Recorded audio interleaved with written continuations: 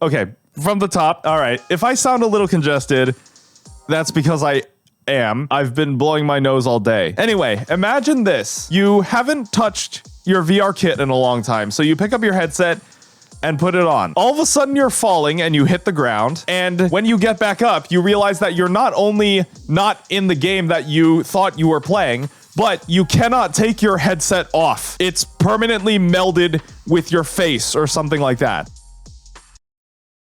Welcome to the Amazing Digital Circus.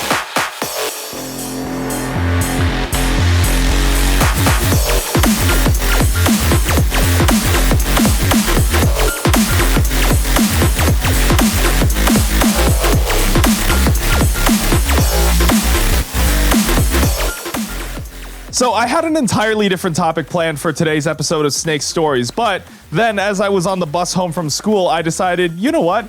I've seen so many clips of the Amazing Digital Circus out of context, especially because of Kane. We'll talk about Kane in a bit. And I've also watched some of this lore without really understanding what was going on in the show. And I was like, what am I doing? I should be watching this show properly.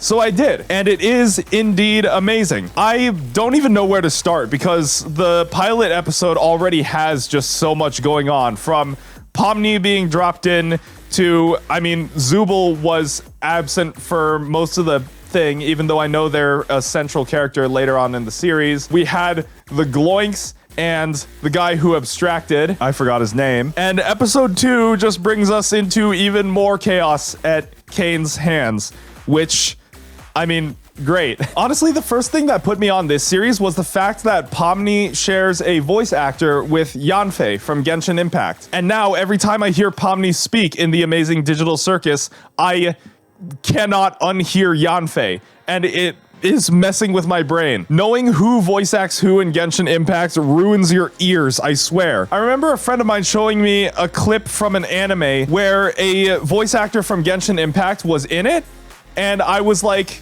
wait, that just sounds like... I actually forget which character it was who shared the voice actor with a character from the anime. I think it was Zhongli. I think it was a clip that Keith Silverstein was voicing, and I was like, wait, that's literally just Zhongli. I'm digressing at this point. I could spend an entire episode talking about some of my favorite voice actors and where I hear them and why I cannot unhear Genshin Impact.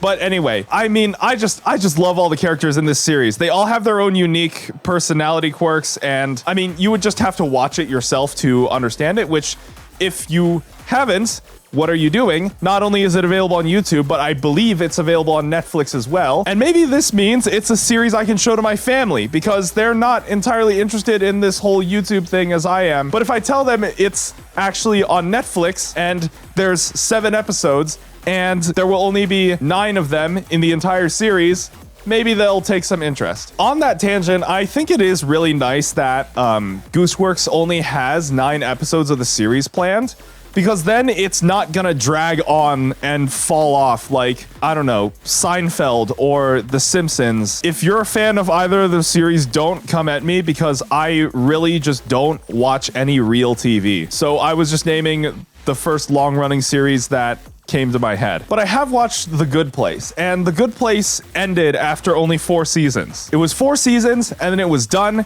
There was no continuing, and I think they brought that series to a really nice closure as well. I'm not gonna give away any spoilers, because The Good Place is just a great series, and you should watch it for yourself. But this is why I'm really glad the Amazing Digital Circus is said that they only have 9 episodes planned, aside from like some spin-off shorts and stuff like that, like when they were advertising their first wave of merch, advertising the making of it into a full series, and so on. And going back to the voice acting, my god, Alex Roshan is such a perfect voice for Kane. I don't remember how I discovered this, because I've never even played past Chapter 1 of Deltarune, but I remember discovering Alex Roshan voicing Spamton in Chapter 2 of Deltarune.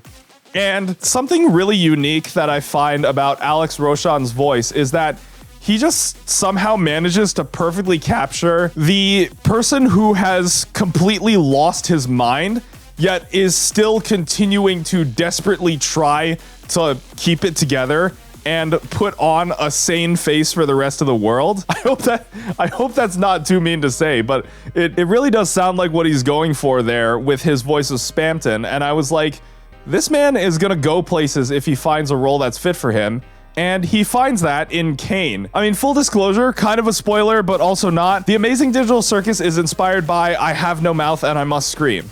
Never read the story, but I do have a rough idea of what it's about. So Kane is basically an AI that has become sentient.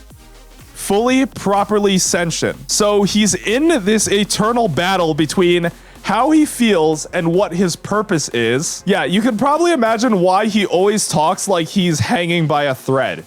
Because he kind of is. And I think Alex Roshan's unique voice just perfectly captures that. Now, you might be surprised given how much I normally yap about stuff on this podcast, but I think that's really all I have to say about the Amazing Digital Circus thus far.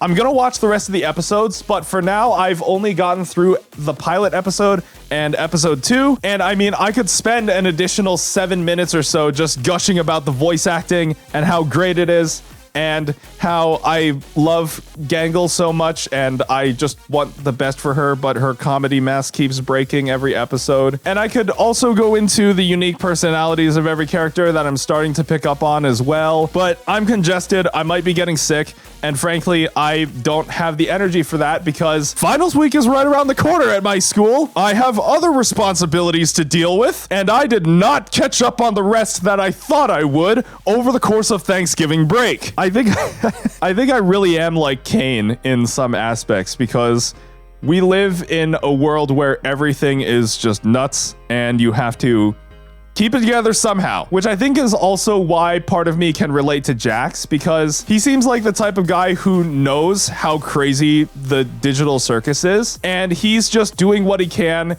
to really make the most of it at any cost. Even if it comes at the expense of others, he's got to survive somehow. But anyway, The Amazing Digital Circus, go watch it.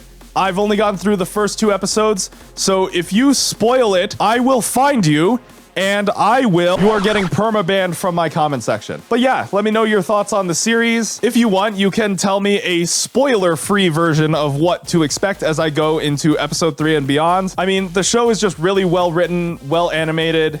I have no notes. I don't know what else to say beyond that. But yeah, that'll be about it for this episode. As always, if you like the music you're hearing in the background, that is available on my project Stability Music. A link to download will be in the description. Don't forget to like, comment, and subscribe. Thanks for watching, everyone. I will talk to you all later. Enjoy the outro.